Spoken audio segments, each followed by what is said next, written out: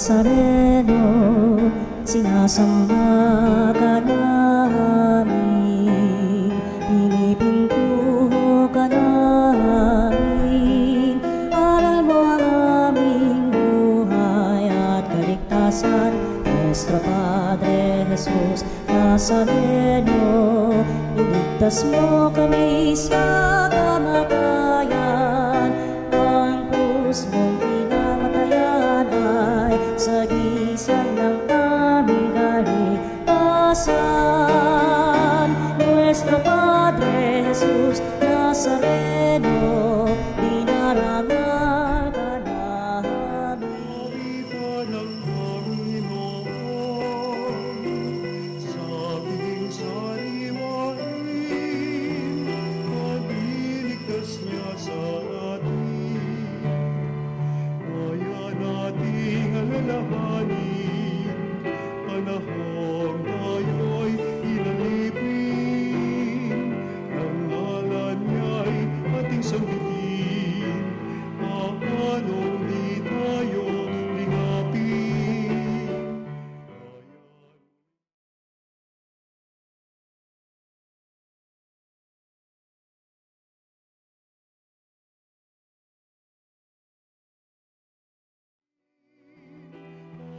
Iligtas niya sa atin, sa piging sariwain, pag-iligtas niya sa atin.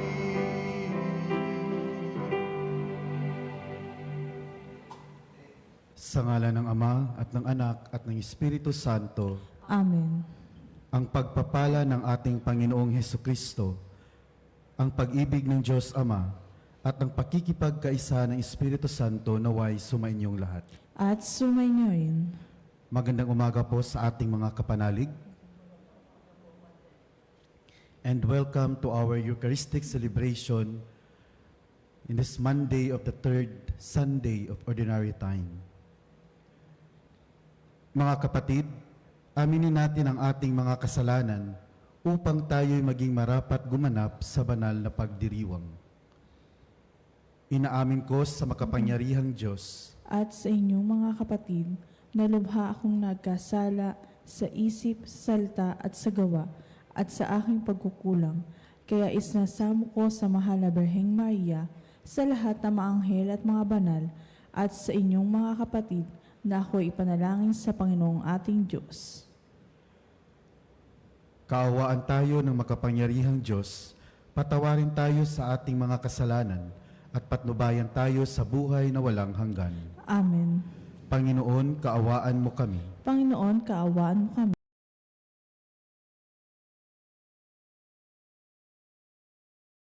Kristo, kaawaan mo kami. Kristo, kaawaan mo kami. Panginoon, kaawaan mo kami. Panginoon, kaawaan mo kami. Manalangin tayo. Ama naming makapangyarihan, itaguyod mo ang aming ginagampanan, alinsunod sa iyong kalooban, upang sa ngalan ng anak mong mahal, kami maging marapat magkaroon ng karagdagan sa aming paggawa ng mga kabutihan. Sa pamamagitan ni Hesukristo kasama ng Espiritu Santo, magpa sa walang hanggan. Amen. Pagbasa mula sa sulat sa mga Hebreo. Mga kapatid, si Kristo ang tagapamagitan ng bagong tipan, sapagkat sa pamamagitan ng kanyang kamatayan, ipinatawad ang paglabag ng mga tao noong sila'y nasa ilalim ng unang tipan. Dahil dito, kakamtan ng mga tinawag ng Diyos ang walang hanggang pagpapala na kanyang ipinangako. Sapagkat pumasok si Kristo, hindi sa isang dakong banal na ginawa ng tao at larawan lamang ng tunay, kundi sa langit. At ngayon nasa harapan siya ng Diyos at namamagitan para sa atin. Ang dakilang saserdote ng mga Hudyo ay pumapasok sa dakong banal taon-taon. May dalang dugo ng mga hayop. Ngunit minsan lamang pumasok si Kristo upang ihandog ang kanyang sarili at iyay sapat na. Kung di gayon, Kailangan sanang siya'y paulit-ulit na mamatay mula pa nang matatag ang sanlibutan. Subalit, minsan lamang siyang napakita. Ngayong magtatapos na ang mga panahon upang pawiin ang kasalanan sa pamamagitan ng haing kanyang inihandog.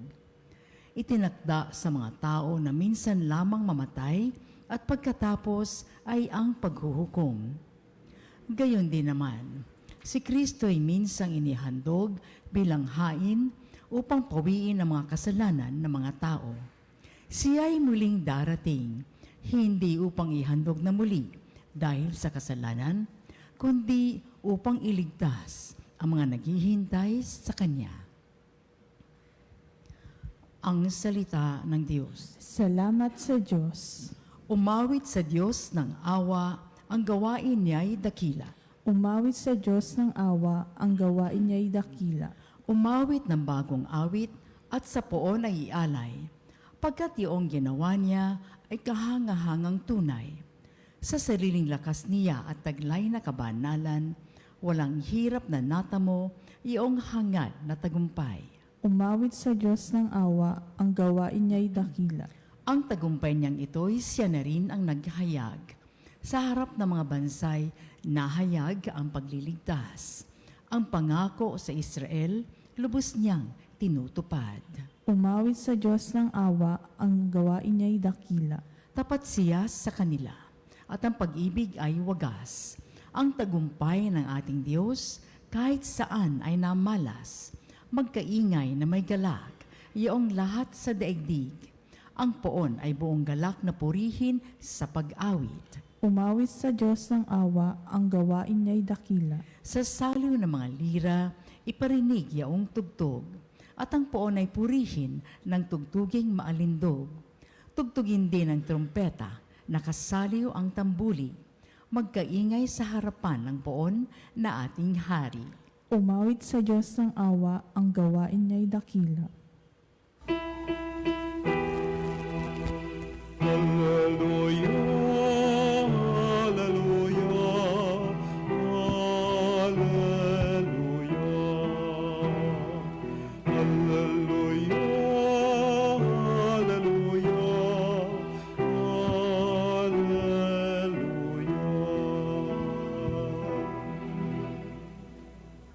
Sumainyo ang Panginoon. At sumainyoin. Ang mabuting balita ng Panginoon ayon kay San Marcos. Papuri sa iyo, Panginoon. Noong panahong iyon, sinabi ng mga eskribang dumating mula sa Jerusalem, inaalihan siya ni Beelzebul, ang prinsipe ng mga demonyo. Ito ang nagbigay sa kanya ng kapangyarihang magpalayas ng mga demonyo. Kaya't pinalapit ni Jesus ang mga tao at sinabi sa kanila ang ilang talinghaga. Paano mangyayaring palayasin ni Satanas si Satanas? Kapag naglaban-laban ang nasasakupan ng isang kaharian, hindi mananatili ang kahariang iyon. At kapag naglaban-laban ang magkakasambahay, hindi mananatili ang sambayanang iyon. Gayon din naman, kapag naghimagsik si Satanas laban sa kanyang sarili at naglaban-laban ang kanyang nasasakupan, hindi magtatagal at darating ang kanyang wakas. Walang makapapasok sa bahay ng isang taong malakas at makaaagaw ng kanyang ari-arian, malibang gapusin muna niya ang taong iyon. Saka pa lamang niya malulooban ang bahay na iyon. Tandaan ninyo, maaaring ipatawad sa mga tao ang lahat ng kasalanan at panlalait nila sa Diyos. Ngunit ang sinumang lumait sa Espiritu Santo ay hindi mapapatawad. Ang kanyang kasalanan ay hindi mapapawi kailanman. Sinabi ito ni Jesus sapagkat ang sabi ng ilan, inaalihan siya ng masamang espiritu. Mga kapatid, ang mabuting balita ng Panginoon. Pinupuri ka namin, Panginoong Heso Kristo.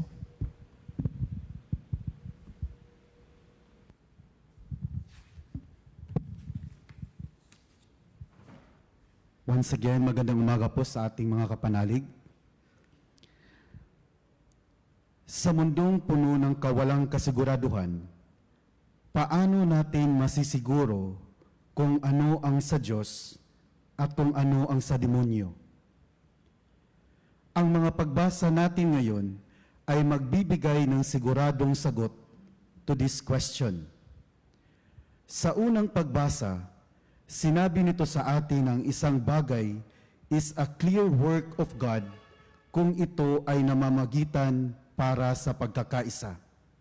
Even to the point of sacrificing oneself, masiguro lamang na walang magkawatak-watak. Jesus came into this world ultimately as a sacrificial lamb to unite us back to the Father, dahil winasak ng kasalanan ang relasyon natin sa Diyos. Sa ating ebanghelyo naman, nadinig natin na sinabi na ang sino mang lumait sa Espiritu Santo ay hindi mapapatawad. Bakit kaya? What is the sin against the Holy Spirit that is unforgivable? Anything that separates us from God is a direct sin against the Holy Spirit. Ang trabaho po ng Espiritu Santo ay ang pag-isahin tayo sa Diyos kagaya ni Kristo. This is why Jesus sent us the Holy Spirit so that His work of uniting us with the Father would continue even to this point of time. Kapag po tayo ay mawawalay sa Diyos, ang Kanyang awa, habag at pagmamahal ay malayo din po sa atin. That is why it is unforgivable. Walang pagpapatawad kung wala ang awa, habag at pagmamahal. Mga kapanalig, the work of God dito sa mundo has always been the work of pagkakaisa. Division is never a work of God. Division is a clear work of evil unless it's a division that entails a separation from sin. Otherwise, ang pagkawatak-watak ay klarong gawa ni Satanas. And this work of pagkakaisa ay patuloy pa rin ginagawa ni Kristo dito sa banal na misa, ang banal na Eucharistia. In the Mass, we have all we need in this life. Dahil dito po sa banal na misa, we experience Jesus so alive in words, in actions, and in flesh and blood, na parating handang ibigay ang lahat upang tayo ay mapapa sa Kanya. Mga kapanalig, sa mundong marami nang nawawatak, pamilya, pagkakaibigan, relasyon at samahan, sana po tayo ay maging instrumento ng pagkakaisa. At magagawa lamang natin ito kung ang banal na Eucharistia, ang pagsisimba, ang siyang sentro ng ating pang-araw-araw na buhay. Sa banal na misa, ang pagpapatawad ay kaya nating ibigay. Ang pag-asa ay laging buhay. At higit sa lahat, ang pagmamahal ay hindi namamatay. Naalala ko po a true-to-life story nina Franz and Helmut. This was happened during the World War II. Si Franz po is a devout Catholic who lived in Germany during the World War II. And isa po siya sa biktima ng mga Nazi. No? Sa lugar nila, ginulo ng mga Nazi ang kanilang lugar at pinatay lahat ng membro ng pamilya ni Franz. Nawasak ang kanyang pamilya dahil sa mga Nazi. And si Helmut naman po ay isa sa mga Nazi na pumatay sa pamilya ni Franz. Kaya he hated so much itong si Franz na para bang ang hirap ibigay, ang hirap magpatawad sa isang taong kinuha sa iyo ang lahat. Winasak ang kaisa-isang bagay na meron ka. And in the World War, natapos yung gera, si Helmut, he took refuge on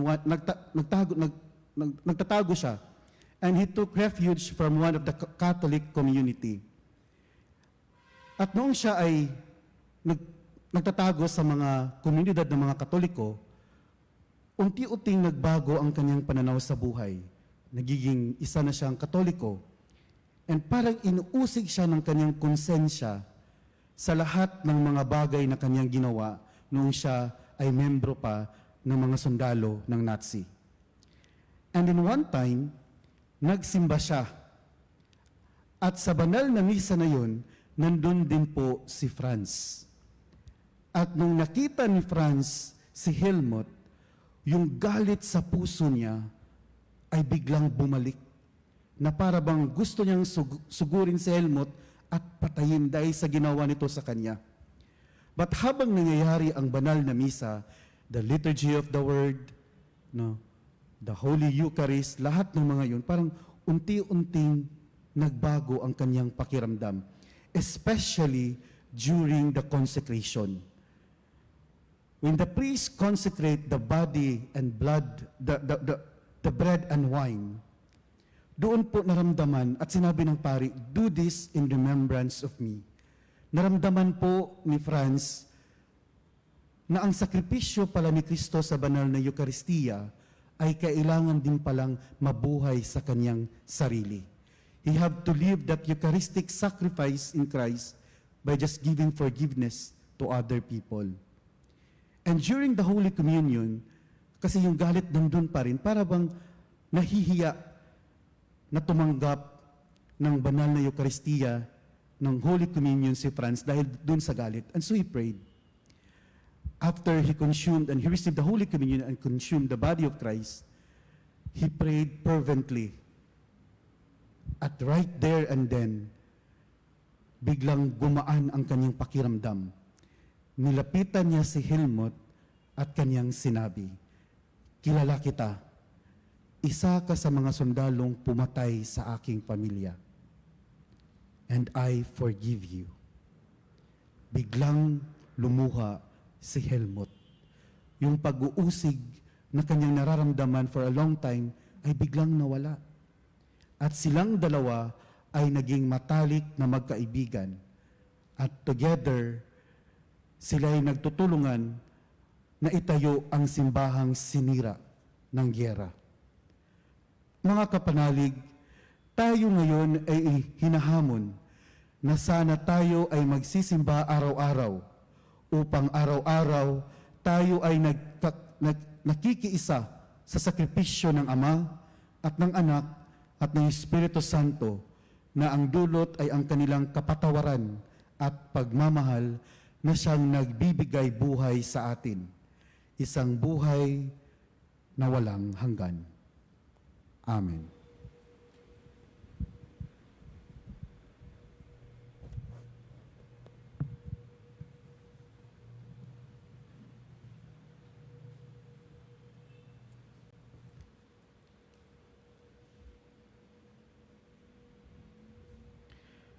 Natitipon kay Kristo na lumulupig sa kasamaan, buong tiwala tayong lumalapit sa Ama, dala ang ating mga dinadalangin mithiin. Ang ating itutugon, Ama sa langit, iligtas mo kami sa masama. Ama sa langit, iligtas mo kami sa masama. Ang simbahan, naway mapanibago at sumaksi ng may katapatan sa tamang pagpapahalaga sa buhay upang makatulong sa pagpapanumbalik sa mundong nasadlak sa kasamaan. Manalangin tayo sa Panginoon. Ama sa langit, iligtas mo kami sa masama. Ang mga nagdidigmaang mga bansa, naway matutong mamuhay sa pakikiisa at pagtutulungan upang makapagdulot ng kapayapaan sa daigdig. Manalangin tayo sa Panginoon. Ama sa langit, iligtas mo kami sa masama. Ang lahat ng nananalig kay Kristo, naway mapaglabanan nila ang pagkakahiwa-hiwalay at maging iisa sa Panginoon. Manalangin tayo sa Panginoon. Ama sa langit, iligtas mo kami sa masama. Ang mga may sakit, lalo na ang mga lumpo at may kapansanan, naway tumanggap ng kasiyahan at kalinga sa mga nag-aalaga sa kanila. Manalangin tayo sa Panginoon. Ama sa langit, iligtas mo kami sa masama. Ang mga tapat na yumao, naway mailigtas sa kasamaan ng walang hanggang kamatayan. Manalangin tayo sa Panginoon. Ama sa langit, iligtas mo kami sa masama. Ama naming Diyos, patuloy mo kaming hilumin sa lahat ng masama at hayaan mo ang iyong kabutihan ang siyang magliwanag sa amin sa kapangyarihan ni Hesukristo aming Panginoon. Amen. Ang ibig mo, ang kapit ko, lahat ng ito'y nagmula sa iyo. Inihahandog sa'yo, buong puso kong inahalay sa'yo. O Diyos, O Panginoon, lahat ay biyayang aming inampon, aming buhay at kakayahan. Ito'y para lamang sa'yong kalwalhatian.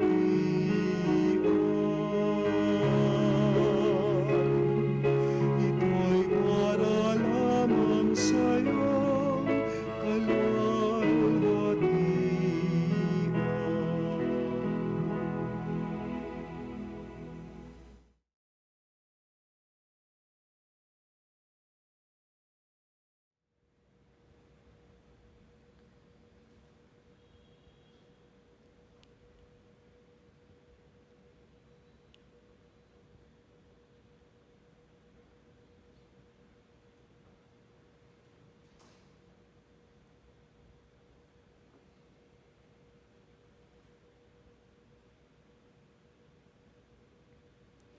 Manalangin kayo mga kapatid, upang ang paghahain natin ay kalugdan ng Diyos amang makapangyarihan. Tanggapin nawa ng Panginoon itong paghahain sa iyong mga kamay, sa kapurihan niya at karangalan sa ating kapakinabangan at sa buong sambayanan niyang banal.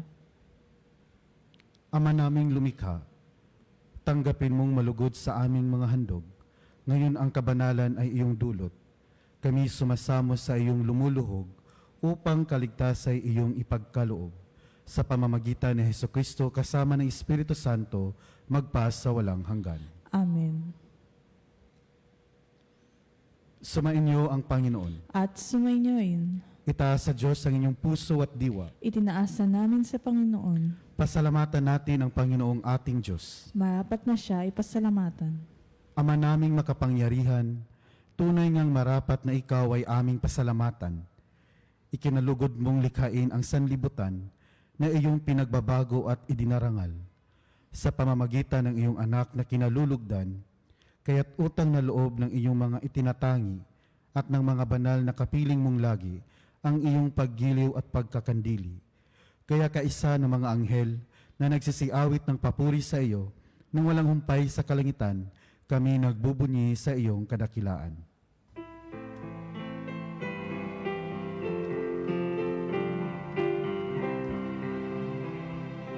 Santo, Santo, Santo, Panginoong Diyos ng mga hukbo, napupuno ang langit at lupa ng kadakilaan mo. Hosana, Hosana, sa kaitaasan, pinagpalaan na paririto sa ngalan ng Panginoon. Hosana, Hosana, sa kaitaasan.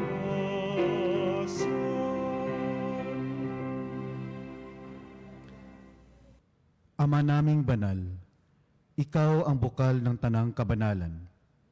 Kaya't sa pamamagitan ng iyong Espiritu, gawin mong banal ang kaloob na ito upang para sa amin maging katawan at dugo ng aming Panginoong Hesukristo. Bago niya pinagtiis ang kusang loob na maging handog, hinawakan niya ang tinapay, pinasalamatan kaniya. Pinaghahati-hati niya iyon at inabot sa kanyang mga alagad at sinabi, "Tanggapin ninyong lahat ito at kanin. Ito ang aking katawan na ihahandog para sa inyo."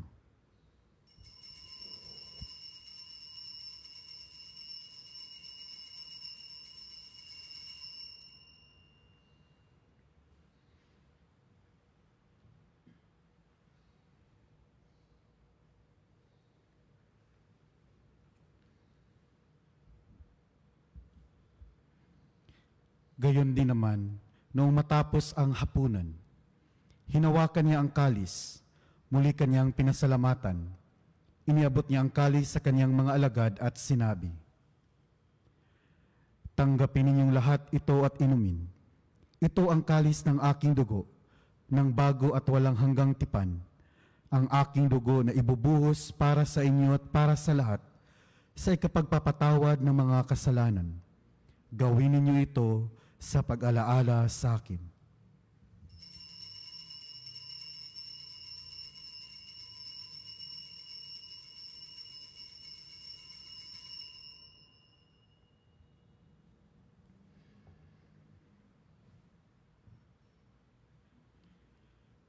Ipagbunyi natin ang misteryo ng pananampalataya.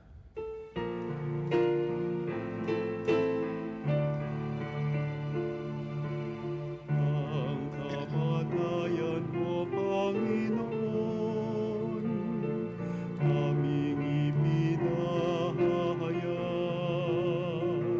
Ang muli mong pagkabuhay ay pinagdiriwang hanggang sa iyong pagbabalik.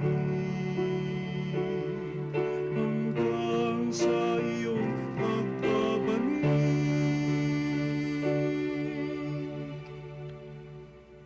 Ama, ginagawa namin ngayon ang pag-alaala sa pagkamatay at muling pagkabuhay ng iyong anak.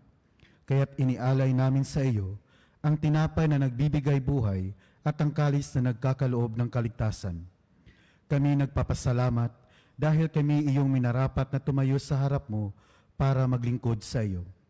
Isinasamo namin kaming magsasalo-salo sa katawan at dugo ni Kristo ay mabuklod sa pagkakaisa sa pamamagitan ng Espiritu Santo. Ama, lingapin mo ang iyong simbahang laganap sa buong daigdig. Puspusin mo kami sa pag-ibig, kaisa ni Francesco na aming Papa at ni Elias na aming Obispo at ng Tanang Kaparian at Relihiyoso. Alalahanin mo rin ang mga kapatid naming nahimlay nang may pag-asang sila'y muling mabubuhay, gayon din ang lahat ng mga pumanaw. Kaawaan mo sila at patuloyin sa iyong kaliwanagan. Kaawaan mo at pangindapatin kaming lahat na makasalo sa iyong buhay na walang wakas. Kaisa ng mahal na Berhing Maria na ina ng Diyos, ang kabiyak ng puso niyang si San Jose, kaisa ng mga apostol at ng lahat ng mga banal na namuhay dito sa daigdig ng kalugod-lugod sa iyo, maipagdiwang nawa namin ang papuri sa ikararangal mo sa pamamagitan ng iyong anak na aming Panginoong Hesukristo.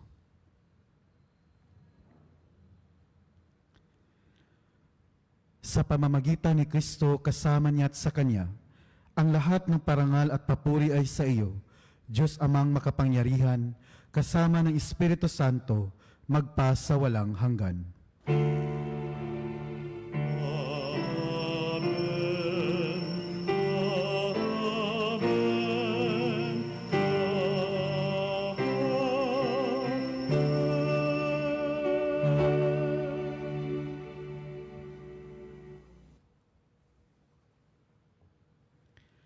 Sa tagubilin ng mga nakagagaling na utos sa turo ni Jesus na Panginoon natin at Diyos, ipahayag natin ang lakas loob.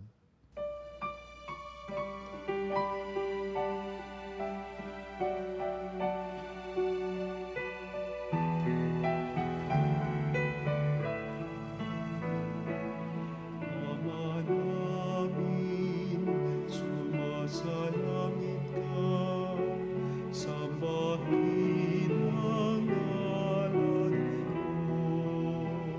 Mapasa amin ang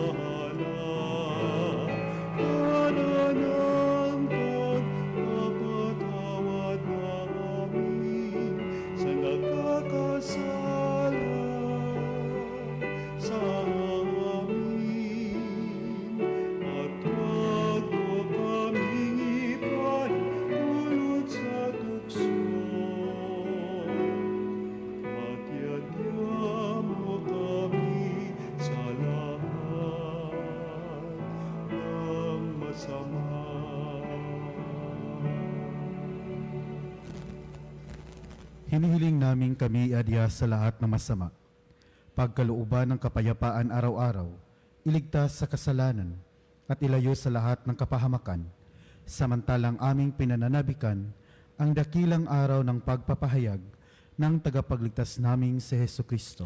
Sapagkat iyo ang kahayaan at ang kapangyarihan at ang kapurihan magpakailanman. Amen. Panginoong Hesu Kristo, sinabi mo sa iyong mga apostol, kapayapaan ang iniiwan ko sa inyo, ang aking kapayapaan ang ibinibigay ko sa inyo. Tunghayan mo ang aming pananampalataya at huwag ang aming pagkakasala. Pagkalooban mo kami ng kapayapaan at pagkakaisa ayon sa iyong kalooban. Kasama ng Espiritu Santo, magpa sa walang hanggan. Amen. Ang kapayapaan ng Panginoon ay laging sumainyo. At sumainyo rin. Ngayon magbigayan tayo ng kapayapaan sa isa't isa.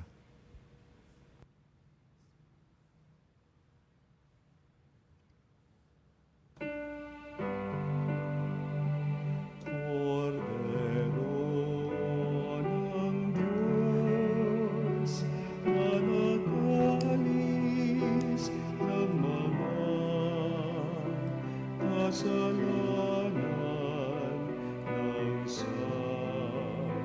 sanlibutan, maawa ka sa amin. Cordero ng Diyos, na nag-alis ng mga kasalanan ng sanlibutan, maawa ka sa amin. Cordero ng Diyos, na nag-alis ng mga kasalanan ng sanlibutan, ipagkaloob mo sa amin ang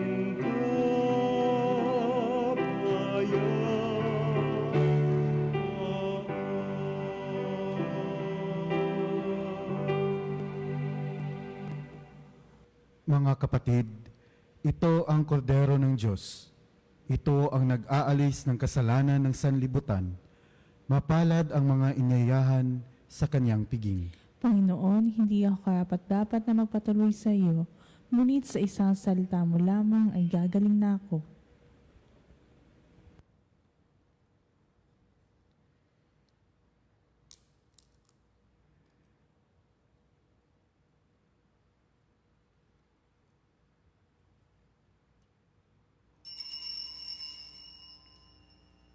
Mga kapanalig, ating dasalin ang komunyong espiritual. O Jesus, nananalig ako sa pananahan mo sa kabanal-banalang sakramento. Minamahal kita higit sa lahat at hangad ka ng aking kaluluwa.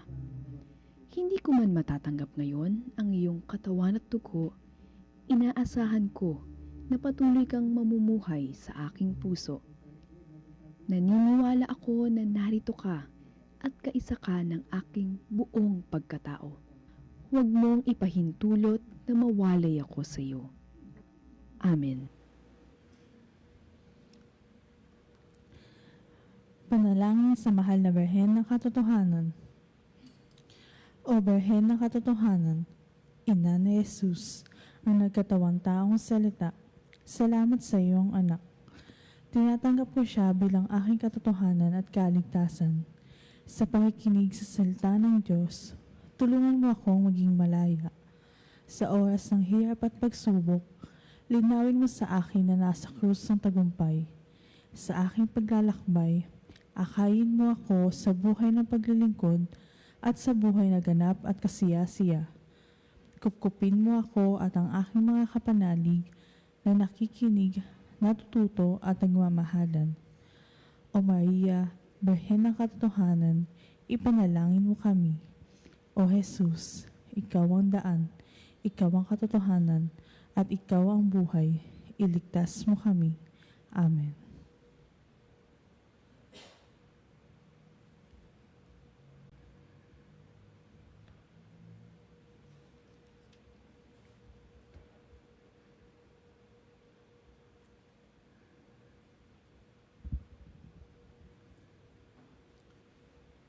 Manalangin tayo.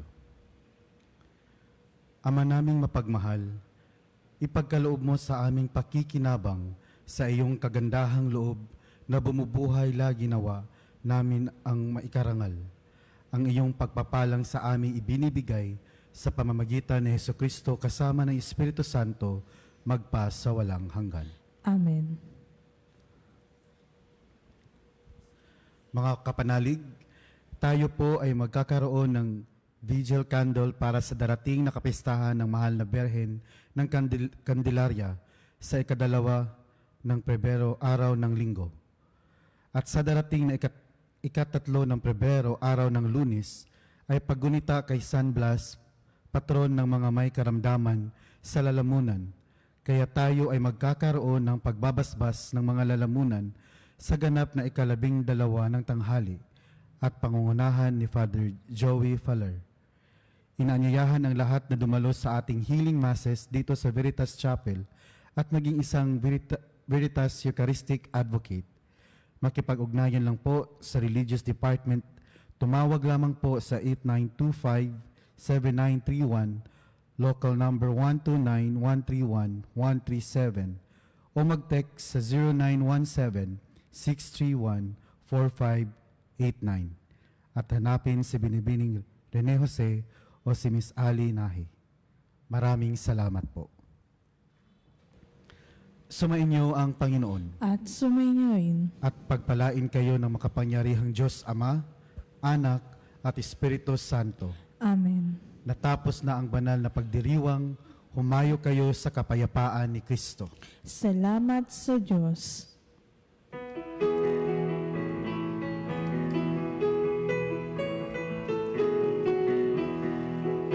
Magsihawin kayo sa Panginoon. Hallelujah!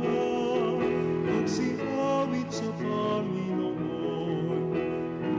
Purihin, purihin ang kanyang pangalan. Ipahayag, ipahayag ang dulot niyang kalikasan. Panalangin sa karangalan ng Nuestro Padre Jesus Nazareno. Sa ngalan ng Ama at ng Anak at ng Espiritu Santo. Amen. O Jesus Nazareno, katamis-tamisan naming manunubos, sa harap mo ngayon naririto kami't nangangayupapa at nagsisisi ng taos-puso sa aming pagiging walang turing sa iyo at paglimot sa di mabilang na mga biyaya mo, lalong-lalo na yaong mahalagang biyaya ng pagtutubos. Dinaramdam namin at pinagsisisihang labis, Panginoon ko, ang pagkakasala namin sa iyo. Ikinalulungkot namin ang pagiging dahilan ng pagpapasan mo ng krus na iyan sa gitna ng mga hirap at kapaitan, hanggang sa inihandog mo ang iyong buhay sa bundok ng Kalbaryo, sa pagkaibig mo lamang na matubos kami at ang sangkatauhan mula sa sala. Pakabanalin mo, O Panginoon, ang aming pagnanais at ipagtanggap mo sa amin ang iyong biyaya. Maging tagapamagitan nawa ang iyong ina, ang kalinis-linisang Birheng Maria.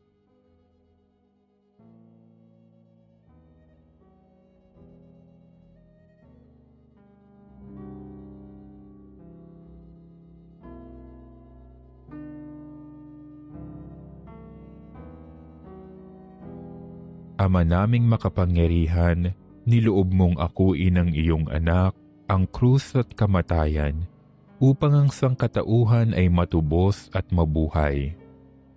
Ang pag-ako namin sa krus at kamatayan dito sa lupa, ayon sa diwa ng pagsunod sa iyong loob, na ginanap ng iyong anak, ay magpagindapat nawa naming kamtin ang lubos na katubusan at pagkabuhay sa iyong piling sa pamamagitan ni Hesukristo kasama ng Espiritu Santo, magpasawalang hanggan. Amen. Nuestro Padre Jesus Nazareno, Panginoon namin at Diyos, kaawaan mo kami. Sa ngalan ng Ama at ng Anak at ng Espiritu Santo. Amen.